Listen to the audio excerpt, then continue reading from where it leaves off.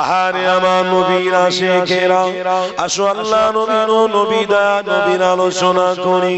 কেননা নবীদা নবী আমার আজ থেকে 1000 বছর আগে সাহাবাদের ঘরে জানিয়ে দিয়েছিল, বাবা সাহাবারা আমি নবী তোমাদেরকে জানিয়ে দিলাম, পৃথিবীর জমিনে তোমরা এসেছো, আল্লাহ নবীকে তোমরা নিয়ামত হিসেবে পেয়েছো, এটা তোমাদের কাছে বড় নিয়ামত। এই নিয়ামতকে তোমরা ছেড়ে দেবে না, এই নিয়ামতকে তোমরা ছেড়ে দিও না বাবা। কেননা তোমাদের জন্য মুহাম্মদ রাসূলই হলো নাজাত। আরো জোরে হবে, এটা নিয়ামত, এটা তোমাদের জন্য নাজাত। কেন নাজাত এটা বুঝতে হবে। কেননা কোন নবী আলাইহিস সালামের ক্ষমতা আল্লাহ সেদিনে দেবে না, একমাত্র মুহাম্মদ রাসূলুল্লাহকে আল্লাহ ক্ষমতা দেবে। কিতাবের মধ্যে লেখা রয়েছে ওয়াজাবাত লাহু শাফাআতি, শাফাআতকারী কোন ইঞ্জিনিয়ার করবে না, তোমার আমার শাফাআতকারী কেউ হবে না, তোমার আমার শাফাআতকারী কেউ হবে না, পয়সাওয়ালাও হবে না, ইঞ্জিনিয়ার হবে না, ডাক্তার মাস্টার প্রফেসর দুনিয়া জুড়ে যারা রয়েছে কেউ তোমার শাফাআতকারী হবে না। যদি শাফাআত করতে হয় তোমার আমার নবী মুহাম্মদ রাসূল শাফাআত করবে।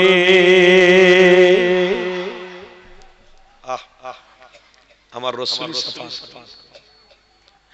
পৃথিবীর মানুষ আজকে আসলটা ছেড়ে দিয়ে নকলের পিছনে ছুটতে লেগেছে, দুনিয়ায় মজা করছে, আনন্দ করছে, ফুর্তি করছে। আরে আমার রাসূলকে একবারও ফলো করেনি। নবী আমার উম্মতের কথা কতটা খেয়াল করেছে, চিন্তা করেছে। এ নওজোয়ান তরুণীরা, এ নবীর আশিকরা শুনে রেখে দাও, আমার নবী পাক আপনার কথা আমার কথা কতটা চিন্তা করেছে শোনো। আরে নবী আমার যখন দ্বীন ইসলামের কথা বলতে গেছে, আল্লাহ নবীর মাথার উপরে আঘাত হয়ে গেছে, নবী আমার কিচ্ছু বলেনি, নবী আমার রক্ত ঝরতে লেগেছে, নবী আমার বদদোয়া করেনি।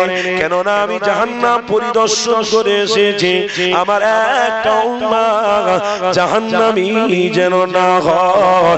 কেননা আমার বান্দা আমার উম্মতেরা আল্লাহ জান্নাতি হয়ে যায়, আল্লাহ জান্নাতি উম্মত যদি হয়ে যেতে পারে আমি নবী আমার বড় খুশি হবে। সেই নবী আমার উম্মতের কথা চিন্তা করলো, সমাজের উম্মাহ আল্লাহ নবীকে ছেড়ে দিল, চিন্তা করলো না, অথচ একবারও ভাবলো না ইমানি মাহফিলে দরুদ পড়ার দরকার ছিল, ইমানি মাহফিলে বসলাম না, দরুদটাও পড়লাম না, ইমানি মাহফিল পেলাম, অথচ এখানে শক্তি থাকার পরেও বসলাম না, হাজিরা দিলাম না। এর জন্য আপনার কপাল দুর্বল। এই যুবক শুনে রেখে দাও, আমার রাসূলুল্লাহ হলো তোমার আমার জন্য নাজাতের রাস্তা। কেননা নবী দা নবী আমার আল্লাহ কত বড় নিয়ামত পূর্ণ নবী বানিয়েছে। আরে সেই নবী আমার দুনিয়া জমিনে সে তোমার আমার কথা চিন্তা করেছে, কেমন নবী পেয়েছো, কেমন বন্ধু পেয়েছো। এই যুবকেরা তরুণেরা আমার আল্লাহ মুহাম্মদ রাসূলুল্লাহকে বড়ই ভালোবাসে। আমার আল্লাহ নিজে বলেছে আমার রাসূল হলো আমার দোস্ত বন্ধু। রবের পছন্দ হলো মুহাম্মদ রাসূলুল্লাহ। তাহলে তোমাদের পছন্দ যদি মুহাম্মদ রাসূলুল্লাহ হয়ে যায়, অবশ্যই তোমাদেরকে আল্লাহ জান্নাতের মাকাম দেবে। কেননা নবী আমার জানিয়েছে এই পৃথিবী জমিনে সবাই যে যার কাজে ব্যস্ত থাকবে, কেউ ইসলামের কথা বলবে না, বা কেউ ইসলামের কথাটা বলে ইমানদারদের ঘরে নামাজের রাস্তায় কেউ নিয়ে আসতে চাইবে না। যে যার কাজ, যে যার ব্যবসা, যে যার বাণিজ্য, যে যার ইনকাম, যে যার ছেলে মেয়ে, দুনিয়ায় থাকতে গেলে যা দরকার ব্যাপার রয়েছে, ওগুলো বান্দারা করবে যে যার ব্যস্ত থাকবে, তোমাকে নিয়ে কেউ ভাববে না। তুমি এটা মনে করো না তোমার বন্ধু কিছুদিনের জন্য পেয়েছো বলে তোমার বন্ধু সাথী হয়ে গেছে। না দোস্ত, শুনে রেখে দাও, তোমার মৃত্যুটা যখন হয়ে যাবে, তোমার বন্ধুর কাছে যখন ফোন যাবে, ওই যে অমুক মানুষ মারা গেছে, তখন বলবে ও আমার সঙ্গে অন্যায় করেছিল, মরে গেছে, ঠিক হয়ে গেছে। তার মানে দুনিয়া হলো স্বার্থর জায়গা। এই দুনিয়া যারা স্বার্থ নিয়ে চলাফেরা করে, এই যুবকেরা তরুণেরা শুনে রেখে দাও, এই দুনিয়া জমিন থেকে চলে যাবার পরে অন্ধকার কবরে আপনি আমি যখন একা থাকবো, আমার ছেলেও কবরের সামনে মিনিট পাঁচেকের জন্য দাঁড়াবে না, আমার ছেলেটাও দাঁড়াবে না। মাটি দেওয়া যখন হয়ে যাবে, একা করে সবাই বাড়ির দিকে ফিরে আসবে। শোনো শোনো দোস্ত শোনো, তুমি যদি মুহাম্মদ রাসূলের সাথে দোস্ত করো, কারণ আল্লাহ রাসূলকে দোস্ত বলেছে, হাবিব বলেছে, প্যারা বলেছে, ওই আল্লাহর দোস্তকে তোমার জীবনে যদি দোস্ত করে ফেলো, অবশ্যই তোমার লাশ কবরে যেতে দেরি রাসূলুল্লাহর সাথে দিদার হতে দেরি হবে না।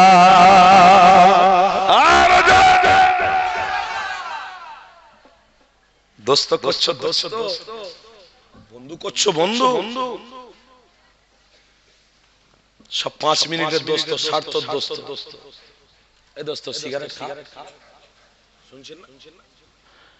আমি খাই না, আমার বাপ দেখলে বলবে এই খা না, দোস্ত দিল, দোস্ত নিয়ে দুটান মারল, খুব সুন্দর তো। তুমি জানো না তোমার বাপের থেকে দোস্ত বেশি এ নয়, তোমার বাপ হলো তোমার বন্ধু। তোমার বাপ তোমাকে খেতে মানা করেছে, নিশ্চয়ই সিগারেটে ক্ষতি আছে, শুনছেন না? ধূমপান তোমার বাপের থেকে তুমি বেশি জানো না। তোমার আব্বা বুঝেছে ভালো কি যে আমার ছেলের অচিরে ক্ষতি হয়ে যাক, আমি বাপ বেঁচে থাকতে দেখতে পাবো না, আমার দ্বারাই দেখা অসম্ভব, তাই আমার ছেলেকে সুশীল ভাবে রাখতে হবে, ভালো রাখতে হবে। তাই তোমার আব্বাকে তুমি অস্বীকার করে তোমার বন্ধুর পাল্লায় পড়ে তুমি সিগারেট খেলে। আরেকজন দোস্ত মিলেছে, ফোনে ফোনে সব ইয়ং ছেলেদের এখন গ্রুপ, বিশাল বাবা, এখনকার ছেলেদের বিশাল গ্রুপ। আগে এত দোস্ত বন্ধু ছিল না, এখন বিশাল দোস্ত বন্ধু। কিরকম দোস্ত বন্ধু? মাঠে গিয়ে সবাই মিলে একসাথে বসে, এই দোস্ত এটা খা, ভালো রে, এই পাগল এটা ভালো নয়, তোরা খাচ্ছিস খা না, আমি খাবো না, আমি চলে যাচ্ছি। আরে দোস্ত খা না, না খেলে মজা বুঝবি। দোস্তকে খেয়ে দিল, এরাও খাচ্ছে, ও খাচ্ছে, আলহামদুলিল্লাহ, খুব ভালো কথা। দোস্ত বাড়ি যাচ্ছে, এরাও বাড়ি যাচ্ছে, দোস্ত খাওয়া হচ্ছে, পর পর পর পর গুনার ধাপ বাড়ছে। শুনতে পাচ্ছেন না? প্রথমে সিগারেট দিয়ে শুরু হলো, কি গো বুঝছেন তো নাকি আমার কথা? সিগারেট দিয়ে শুরু হলো, তারপরে কি? গাঁজা। তারপরে এবার মদের দোকান থেকে একটা দোস্ত মদ নিয়ে এসেছে, মাঠে গিয়ে, এ কোথা আছি রে? তাই তো বাড়িতে। আরে শিগগিরই আয়। কি হয়েছে বললা?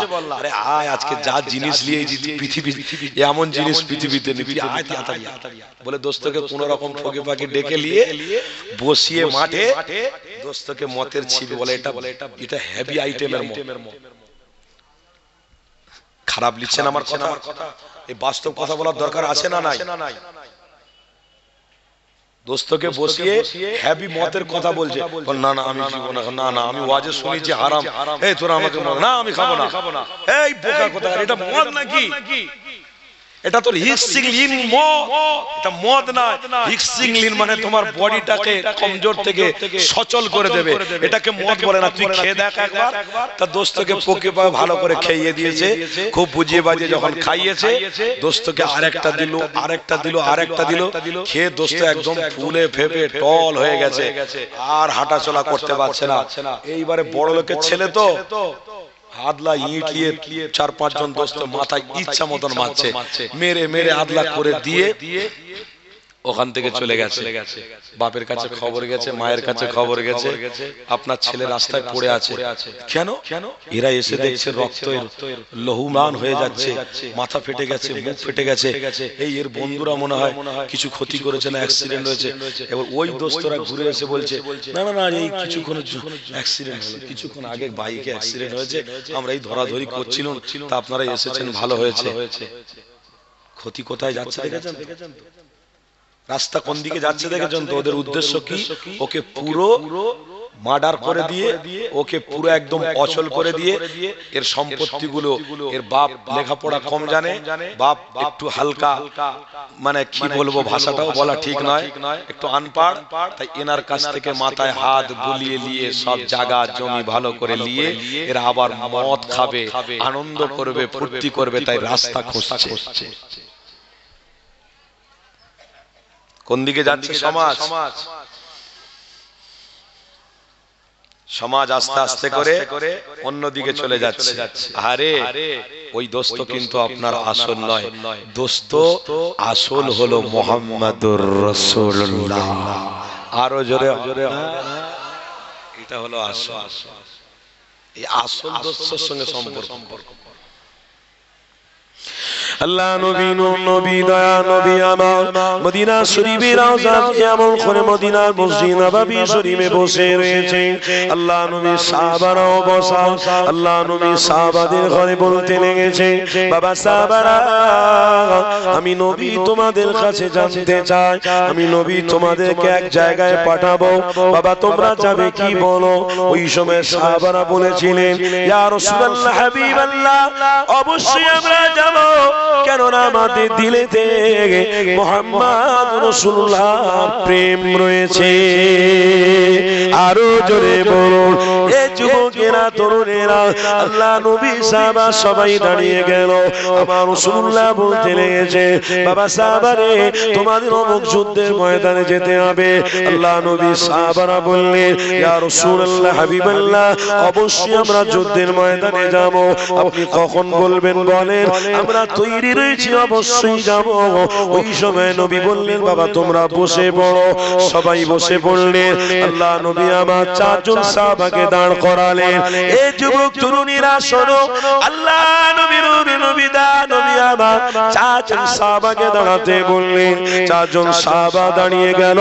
নবী আমার জিজ্ঞাসা করছে, বাবা রে, আমি রাসূলুল্লাহ তোমাদেরকে যুদ্ধের কমান্ডার বানাবো, বাবা তোমরা কি যুদ্ধের কমান্ডার হবে? আল্লাহ নবী সাহাবারা খুশি হয়ে গিয়ে বলতে লেগেছিল, ইয়া রাসূলুল্লাহ, হাবিবাল্লাহ, যুদ্ধের কমান্ডার হওয়া এটা আমাদের বড় ভাগ্যের ব্যাপার।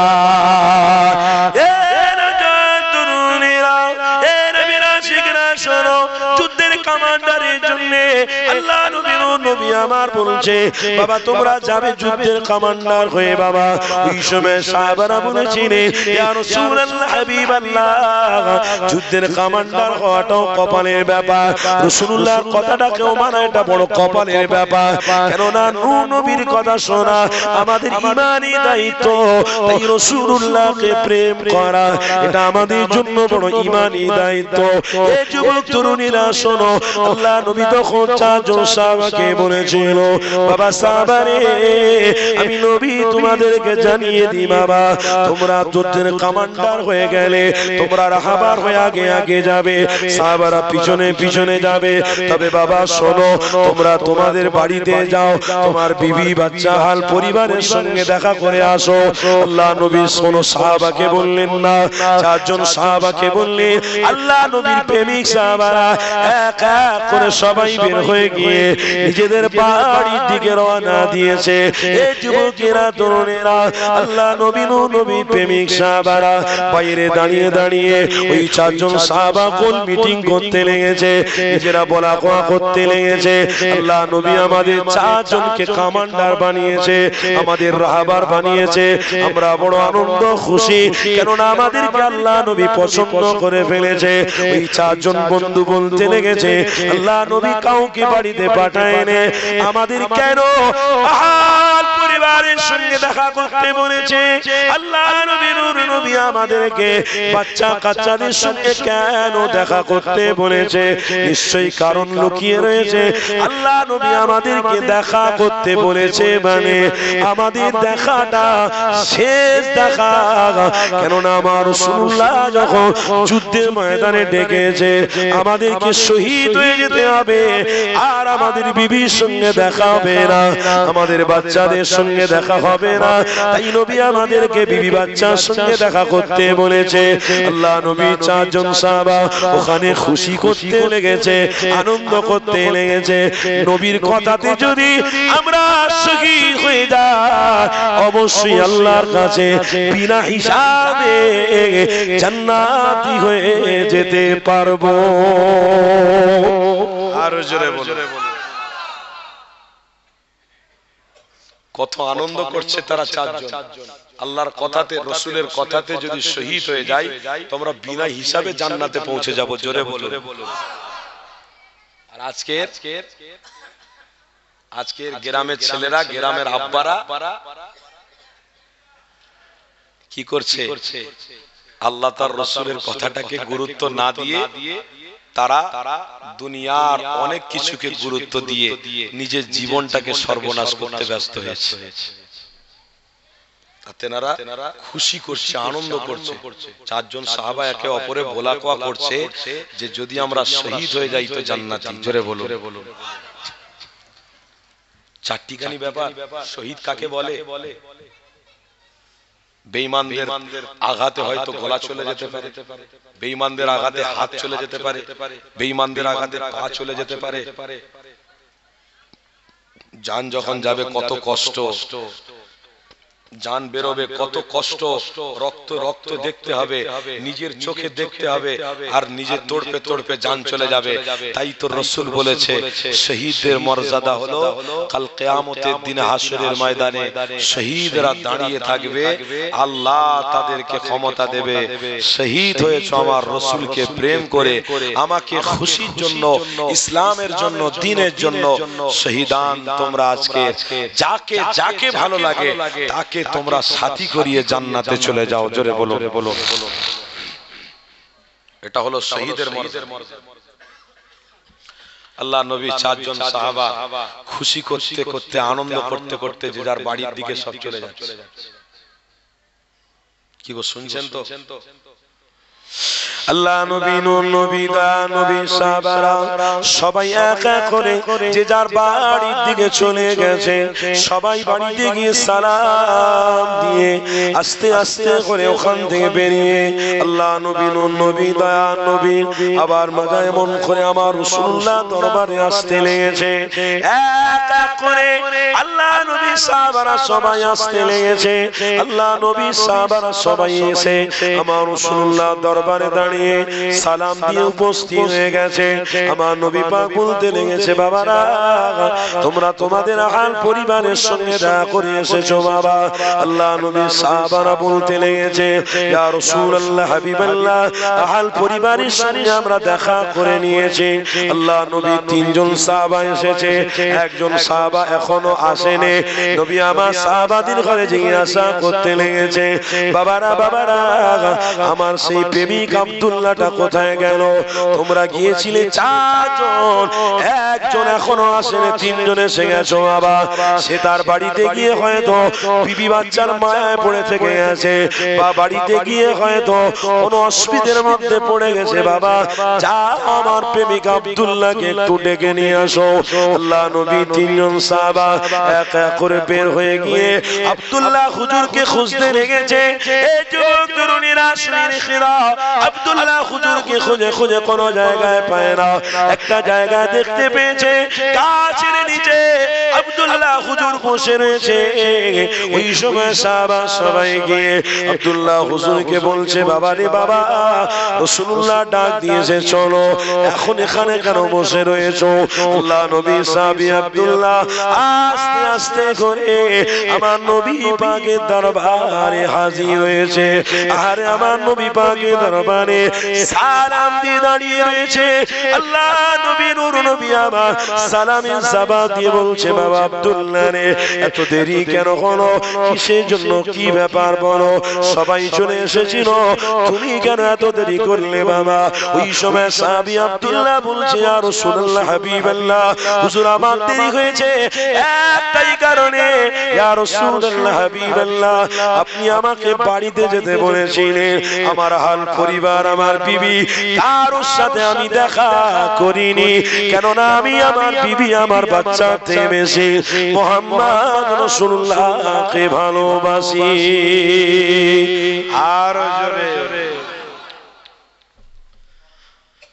আমার বিবি বাচ্চা, আমার হাল পরিবারের থেকে আমি মুহাম্মদ রাসূলকে ভালোবাসি। জোরে বলুন সুবহানাল্লাহ। কেমন ভালোবাসা, কেমন প্রেম! রাসূলের সাহাবী আমার রাসূলুল্লাহ দরবারে এসে দাঁড়িয়ে বলছে, ইয়া রাসূলুল্লাহ হাবিবাল্লাহ, আমি আপনাকে অনেক ভালোবাসি। আমার রাসূল প্রশ্ন করছেন, বাবা সাহাবী, তো তোমার বিবির সাথে দেখা করতে যেতে বলেছি, এতে অসুবিধা কি ছিল? তোমার বাচ্চার সাথে দেখা করতে যেতে বলেছি, এতে তোমার অসুবিধা কি ছিল? এতে কি মোহাব্বত চলে যেত? আল্লাহর রাসূলের সাহাবী আব্দুল্লাহ বলছেন, ইয়া রাসূলুল্লাহ হাবিবাল্লাহ, হুজুর বেয়াদবি নেবেন না, আমার বিবির কাছে গেলে আমার বিবির মায়া পড়ে যেতে পারত, আমার বাচ্চার কাছে গেলে আমার বাচ্চার দয়াতে হয়তো মায়াতে আমি বাইরে বের হতে পারতাম না। ইয়া রাসূলুল্লাহ হাবিবাল্লাহ, হুজুর, কেননা আপনার মায়া তো আমার দিলে আছে, আপনার প্রেম তো আমার দিলে আছে, আমার বিবি আগে নয়, আমার বাচ্চা আগে নয়, আমার রাসূল আগে। কেন? নবী কাজের কথা বলেছে, নবী যুদ্ধের যেতে বলেছে, তাই আমি প্রস্তুতি ছিলাম আমার রাসূলুল্লাহর ডাকে সাড়া দেওয়াটাই আমি আব্দুল্লাহ আমার ঈমান। জোরে বলুন সুবহানাল্লাহ। ইয়া রাসূলুল্লাহ হাবিবাল্লাহ, আমি আপনার দরবারে এসেছি এই কারণে যাইনি আমার বিবি আহাল পরিবারের সঙ্গে দেখা করতে। যদি আসতে দেরি হয়ে যেত তাহলে কিয়ামতের দিনে আল্লাহর সামনে দাঁড়িয়ে আল্লাহ যদি আমাকে জিজ্ঞাসা করত, আমি উত্তর না দিলে আল্লাহ আমাকে জাহান্নামী বানিয়ে দিত।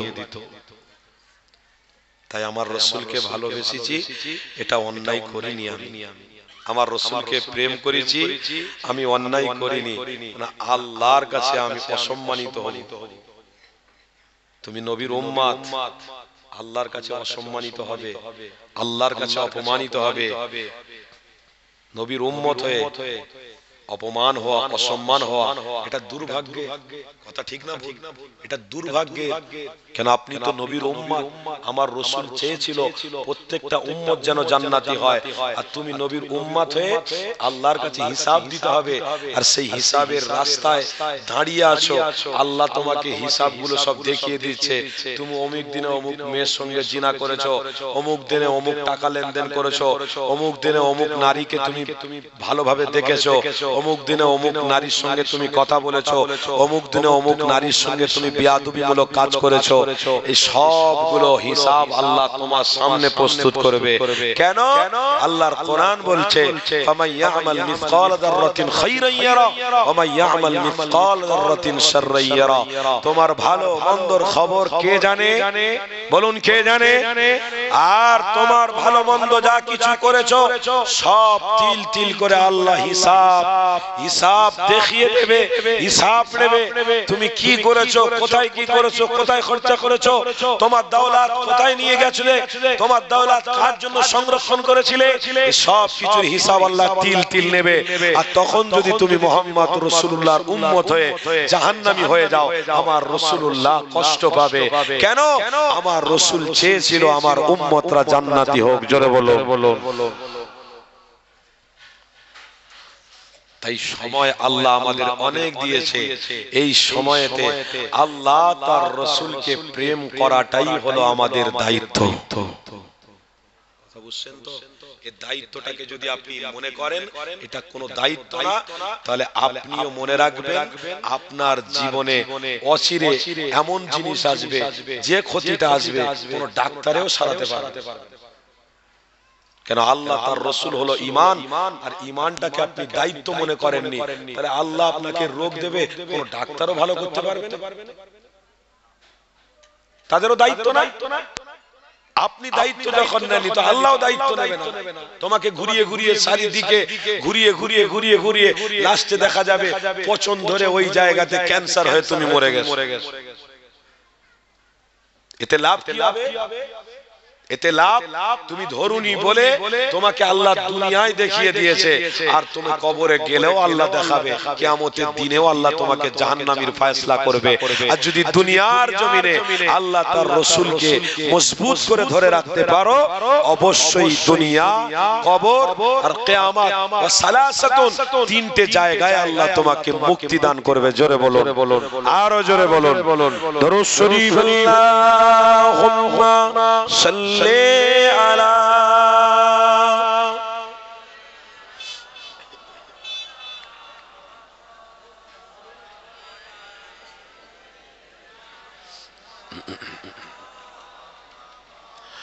फलक पर चाँद जैसा है, नबी का नाम ऐसा है।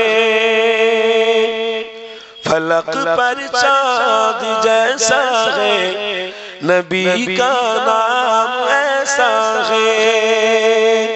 मोहम्मद नाम दिलों से गम मिटाता है, मोहम्मद नाम ऐसा है।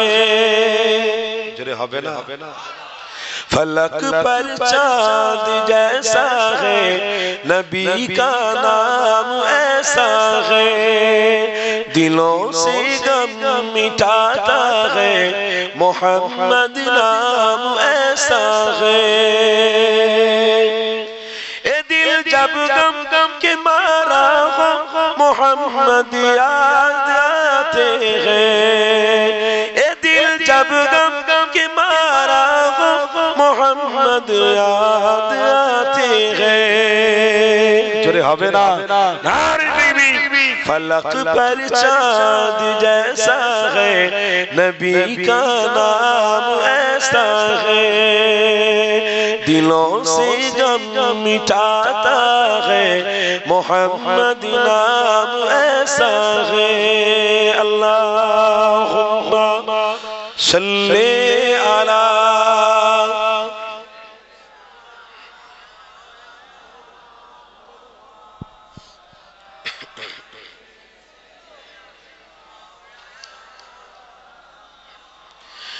کہ उनकी आँख की शबनम है मरहम मेरे ज़ख्मों को, कि उनकी आँख की शबनम है मरहम मेरे ज़ख्मों को। और उनकी नक़ल और उनकी नाम की बरकत से दिल तस्कीन पाता है। আমার রাসূলুল্লাহর নাম নিলে এই দিলটাকে আল্লাহ ঠান্ডা করে দেবে। জোরে বলুন। और उनकी नाम की बरकत से दिल तस्कीन पाता है। फलक पर चाँद जैसा है, नबी का नाम ऐसा है।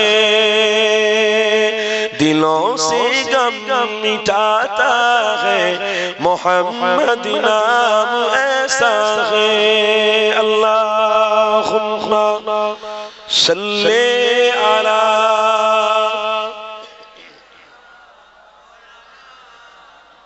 मुहम्मद वाला।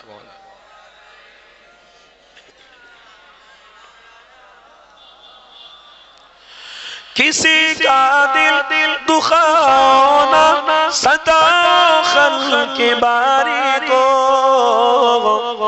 किसी का दिल दुखाना सताओ खल्क़ के बारी को। मेहरबानी बानी का हर रास्ता मदीने को ही जाता है जोरे हवे ना मेहरबानी का हर रास्ता मदीने को ही जाता है फलक पर चांद जैसा है नबी का नाम ऐसा है दिलों से गम मिटाता है मोहम्मद नाम ऐसा है अल्लाहुम्मा सल्ले अला मौला मोहम्मद व अला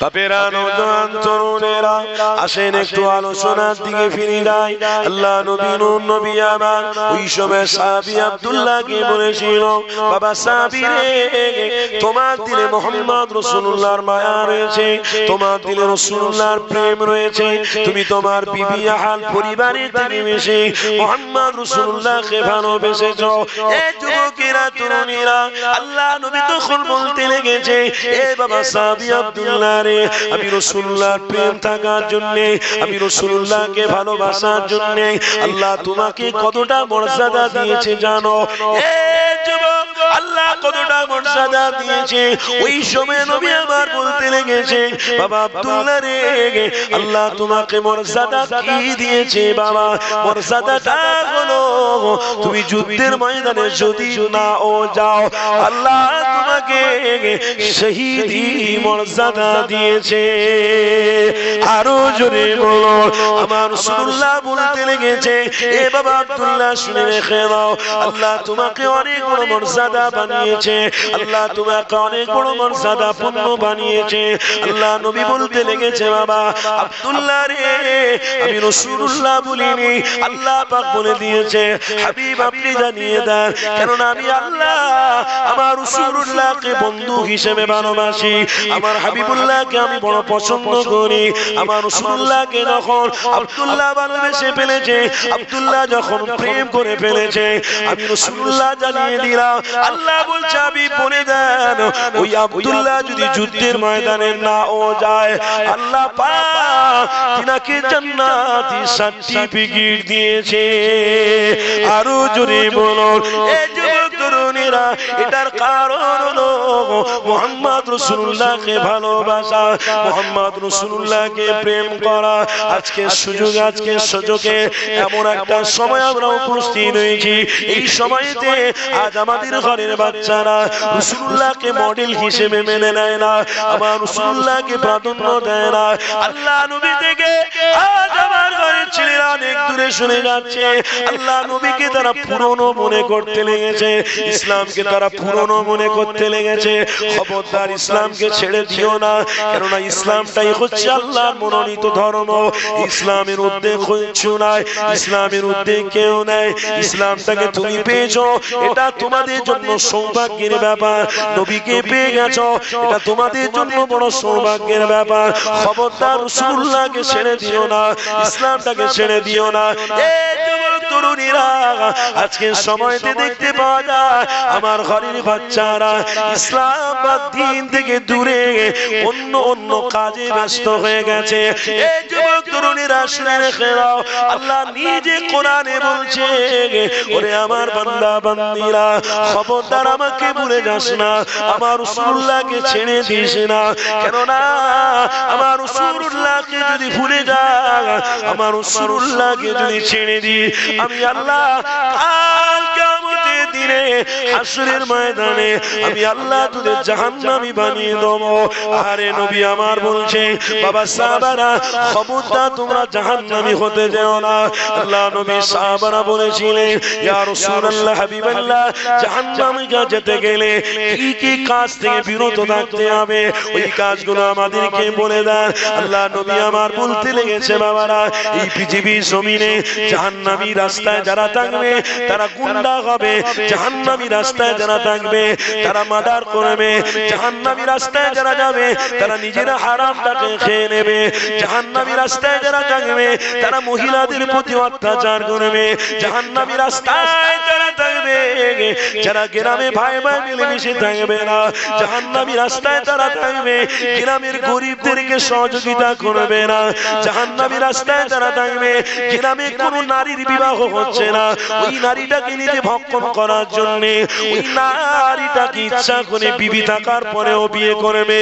এই যুবক তরুণীরা যেগুলো কথা আমি বলছি ওইগুলো আজকে সমাজে বাড়তে লেগেছে, অথচ নবী আমার আজ থেকে 1000 বছর আগে নবী আমার সাহাবাদের ঘরে সাবধান করেছিল, বাবা সাহাবারা আমি নবী তোমাদের জানিয়ে দিলাম দুনিয়া ফাইন্নাহা লাইসা বিদারি মাকাম ওয়ালা তাতমাউ ফি দুনিয়া ওয়ালা খালাকতু আলফামিন ওয়াসুকু ইলাল্লাহ।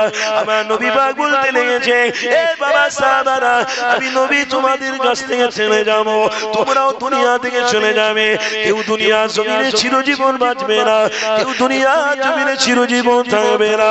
এই যুবক তরুণীরা শুনে রাখো, এই তো আমার নবী বলতে লেগেছে এ বাবা সাহাবারা আমি নবী তোমাদেরকে জানিয়ে দিই জাহান্নামের পথ তোমরা অবলম্বন করতে যেও না।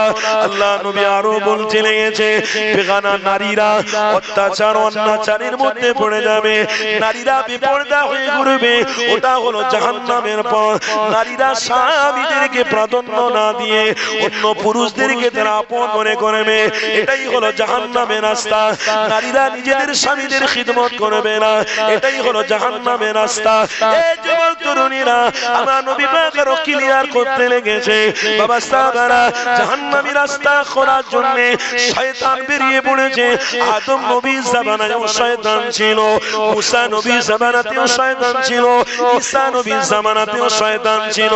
কারণ আজ কোরআনে আল্লাহ বলেছে ইন্নাশ শাইতানা লিল ইনসানি আদুউম মুবিন, শয়তান হলো মুহাম্মদ রাসূলুল্লাহর প্রকাশ্য শত্রু, মুহাম্মদ রাসূলুল্লাহর অনুসারী যারা হবে তাদেরও প্রকাশ্য শত্রু।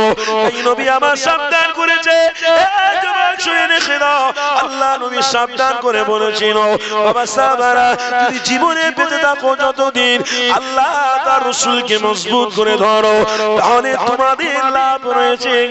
কি লাভ রয়েছে? নবী আমার বলতে লেগেছে আমি নবী আমার সাথী হয়ে জান্নাতে যাবে। আরো জোরে বলো।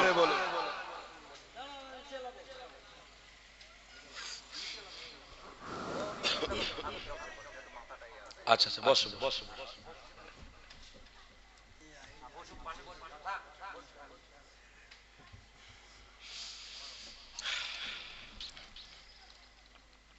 আপনারা দাঁড়িয়ে আছেন, রহমতের মাহফিলে ইচ্ছা করে না বসতে, এই রাস্তায় অনেকে দাঁড়িয়ে আছে।